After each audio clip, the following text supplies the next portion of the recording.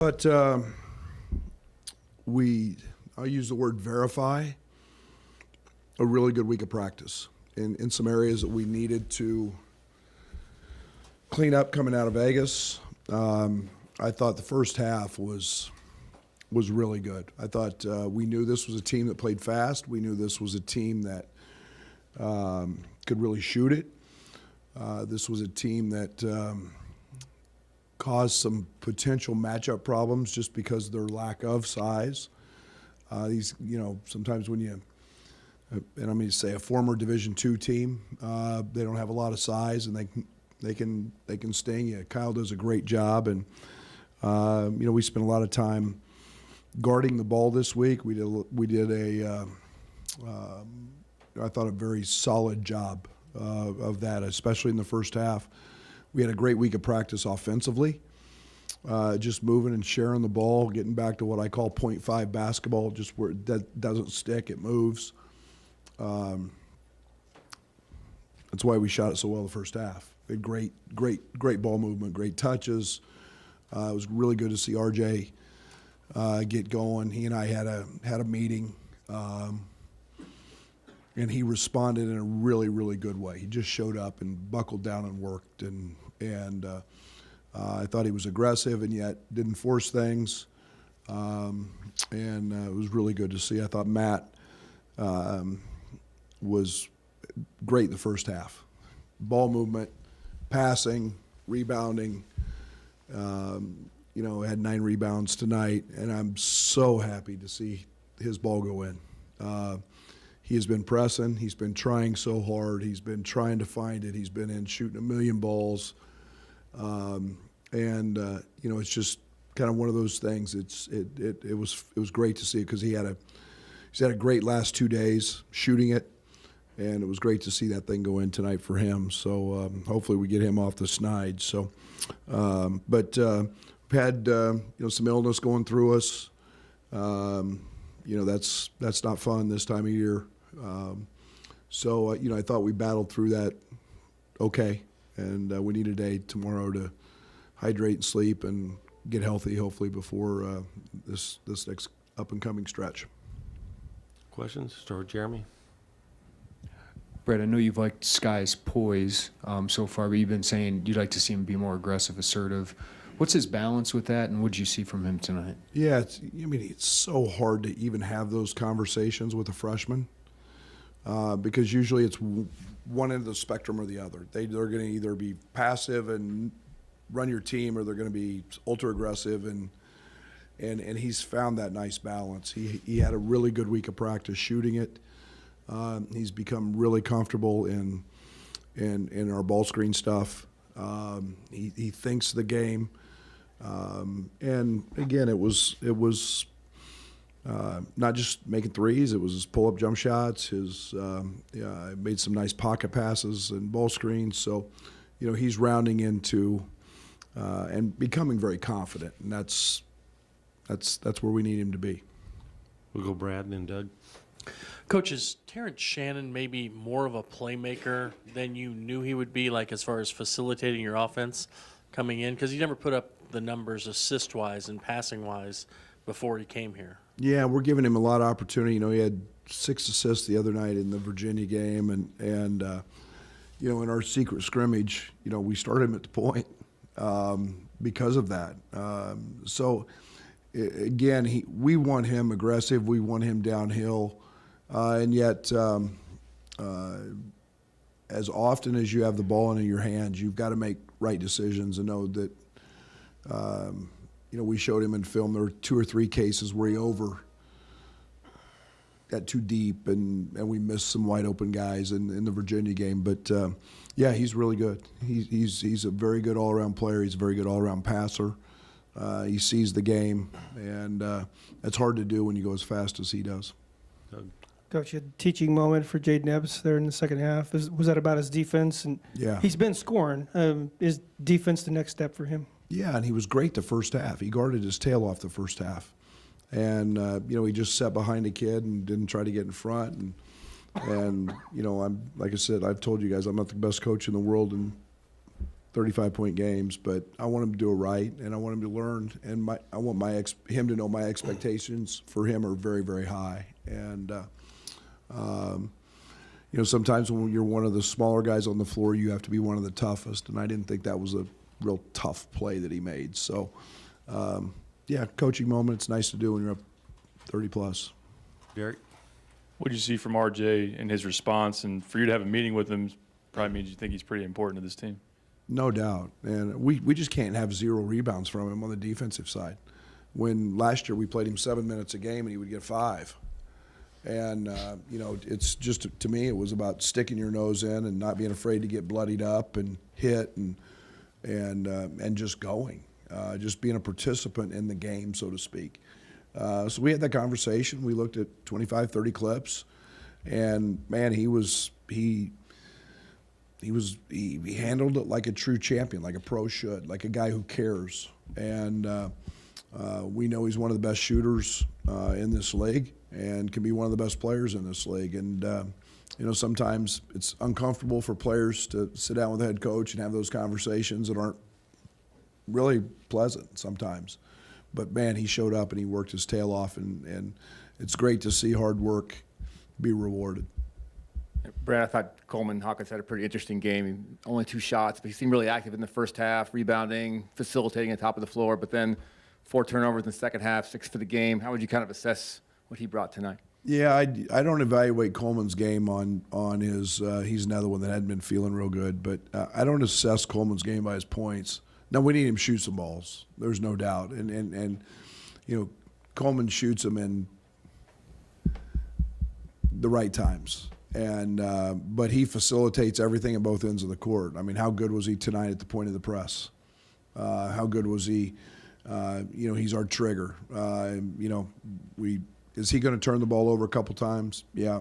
Do we have to get him tightened up on a few things in that area? Yeah. But again, I don't want him to lose his freedom. But his game's, in my eyes, is not based on a point production, but we do need him shooting the ball. We need him shooting the open shots because he's a really good shooter. No, RJ and Sky had kind of talked about Sky's growth coming here. He said he was kind of a shy kid, and now he seems to be finding himself a little bit more. What have you seen from him on that front? Is it kind of a natural progression to figure that out? Yeah, just comfort. It's just comfort and confidence. And, it's a, learning me, talking to me, him and I having conversations and understanding what I'm thinking. And tonight I said, hey, let's run this. And he said, no, let's run this. Okay. Because he's thinking the right way. And I'm going to keep challenging both he and Jaden on the defensive side. But just the confidence that comes with being comfortable. And he's gaining that. And, we've started to see some of his explosiveness and his strength come back. And, I know that's how you dunked in your day. But that was pretty impressive. That was on a Nerf rim, by the way. Jeremy and Scott. Brad, when you get as fiery as you do at somebody, like you did with Jaden tonight, how do you know when you can do that, or do you do it to see if you can do that? How do you figure it out? Both. But I think they all know why I'm doing it. They all know that there's, my expectations for him is so high, and it's easier to do in a big win. Am I going to coach him like that in a UCLA game? No. But they know I love him. They know I'm pushing him. They know what the deal is, and yet I need to find out. And I told Chester this. I said he needs to be tougher. He needs to be tougher. He needs to be tougher, and he can't let crowds on the road rattle him, or he can't let somebody else talking to him rattle him. And man, Jaden Epps is pretty doggone tough, and I like him, but he knows I didn't like that play, and my expectation. I told him after the game, my expectation level for you is to be outstanding on every play, not just the ones you want it to be, but on every play. So, he's not the first one I've done that to. You talked before the season about role identification was going to be kind of key to this team figuring out who it was? Just, I mean, it's only 6 games, but how far along do you think that process is? We're gaining on it. I think on both ends of the court. You know, I think we're still still trying to figure out the second unit a little bit, the second group. I know defensively how good I feel. I'm trying to figure out that group. Feel pretty good about the first one, but you know, as things get grinding and get a little harder here, and you know how we getting points and where's that coming from, and getting Dane the ball, and so some different things with that group. But I feel pretty good about the roles that we're just kind of naturally falling into right now. Doug? With Matthew Meyer, was it a process getting him to this point where we could have this type of blue collar, dirty work type of game that he had tonight? Matt's always been a guy that's played really hard. I mean, really hard. And I think he's been a guy who's been valued as a guy who will do whatever it takes to win. And you know, one of the reasons we wanted Matthew here was he is a winner. I mean, he makes winning plays and has always made winning plays, and not afraid to get on the floor. But I think getting him to feel comfortable in his role when part of his identity is making shots, and he's not doing that, and you can't get overwhelmed by that. And Matthew's handled that pretty maturely, to be honest. But he's been, you know, it's not simple. He's been pressing. He's been trying. He's been working really hard at it. And like I said, this week of practice and the last seeing some balls go in will help him. Right. Hey, Brad, Coleman's been, excuse me, Coleman's been really great at making that extra pass. Can you talk about the importance of that in the offense for you guys? Yeah, it's a fine line with Coleman because he's turned down some really good shots that we need him to take, and I don't want to discourage him from that. He is, you know, he's a kid that watches Golden State all the time, so he's always like, man, if we do this or we do that, his mind is always thinking. The problem is he sees things that sometimes his teammates can't see. And so there's that fine imbalance there, and that's sometimes when he's got to take a shot. You know, he's you know, player A or player B may not see that same thing that he sees, you know, where it was a hard closeout coming and it's a rip drive or whatever it is, but he sees that. And so he makes that, and he turns down a really good shot himself. So fine line. Coleman's fun to coach because he always, most often times, makes the right play. His frustration comes when his teammates don't see what he sees. Brad, you said this was a strategic game to schedule after Vegas and before the Syracuse, Maryland, Texas stretch. So ultimately, did you get what you wanted from this game tonight? Absolutely, absolutely. We got better, and the important piece to that was we went 2-a-days. We had a couple days of 2-a-day practices, and we were able to really grind on some. Not to knock Lindenwood, we didn't spend any time on him in terms of scouting report, very little till today, and shoot around. Everything's been about us and cleaning some things up. So we needed that, and feel really good about it. Brett, it looked like Luke ditched the crutches. How's he coming along in his recovery? Yeah, he's doing great. I asked him today. I said, you know, and he's back. He's back actually walking and doing that. I think he's got a couple weeks yet before his checkup. But doing great in recovery. He's moving it. We'll just see what they tell us. But he's progressing as planned. Brad? 22 turnovers, 14 in the second half. And I know you're imploring them to push the ball and increase the pace. What's the balance? That's not it, 22.